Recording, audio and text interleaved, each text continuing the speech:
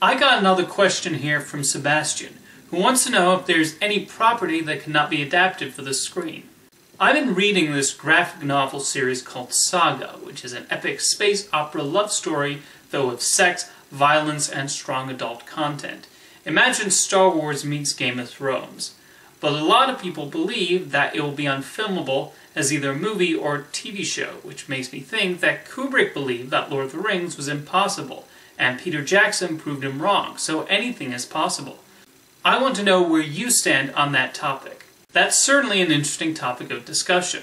There are a number of books that over the years people have claimed are unadaptable for the screen, whether it's because of how the story is structured or technology is not to the point to bring to life an author's imagination. For me, I think any story and premise can work as a film. It's all about the execution. As Sebastian mentioned, The Lord of the Rings was long thought of as a book that was too immense and massive in scope to work as a film. That Stanley Kubrick, the man who directed 2001: A Space Odyssey and obsessively researched every aspect of Napoleon's life in order to put it on screen, did not think it would work, shows how many had that mentality. A large reason for many years was indeed the technology. Then there's the question of commitment.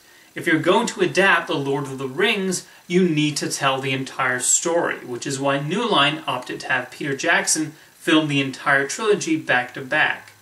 When he made his adaptation of Tolkien's classic saga, Ralph Bakshi had initially intended to do the entire book and had even wanted to call his movie The Lord of the Rings Part 1, but he ultimately backed down from finishing it.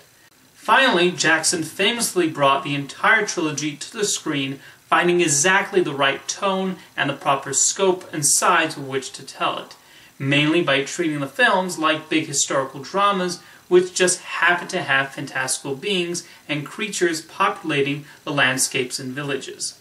Another celebrated book that screenwriters had trouble adapting for years was E.B. White's Stuart Little. The book is episodic, features a lead character who is not all that likable, and has a puzzling origin story, and because White thought he was going to die while writing the book, there's no ending. It just stops. When Columbia Pictures bought the film rights, they hired a number of writers who tried for years to figure out how to make it work in a film format. People find it amusing in retrospect that M. Night Shyamalan has a screenplay credit on Stuart Little, but he was the writer who eventually found the proper way to adapt the book, by revealing that Stuart is an orphan adopted by the Littles, focusing primarily on the relationship between Stuart and the Little family, and ditching White's odd episodic structure. Earlier this year, shortly after the release of A Wrinkle in Time, there were questions about whether that book was unfilmable. I think it's a book that lends itself really well to a visual medium, but I think the filmmakers could have taken more liberties, as the film adaptation had similar awkward exposition and pacing that the original text had. Reading A Wrinkle in Time, I kept imagining how Hayao Miyazaki would have adapted it, as the character of Meg Murray and a lot of the visual ideas feel right in his wheelhouse. This is not just limited to books though. Whenever it's announced that a board game is going to be adapted into a movie, a lot of folks scoff at the notion. However, Clue was adapted quite brilliantly into a film, as Jonathan Lynn was able to pinpoint precisely what made the game so much fun, and made the decision to turn it into a screwball comedy while still utilizing the murder mystery concept of the game. Although if you want to see a really wild adaptation of a board game into a movie, look up the original concept for a Monopoly movie that Universal Pictures was going to produce and Ridley Scott had signed on to direct.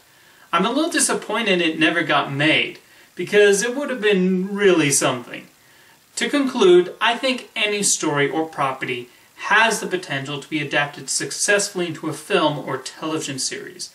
The key is figuring out a way to adapt that allows it to translate seamlessly to a new medium. Thank you for your question, Sebastian.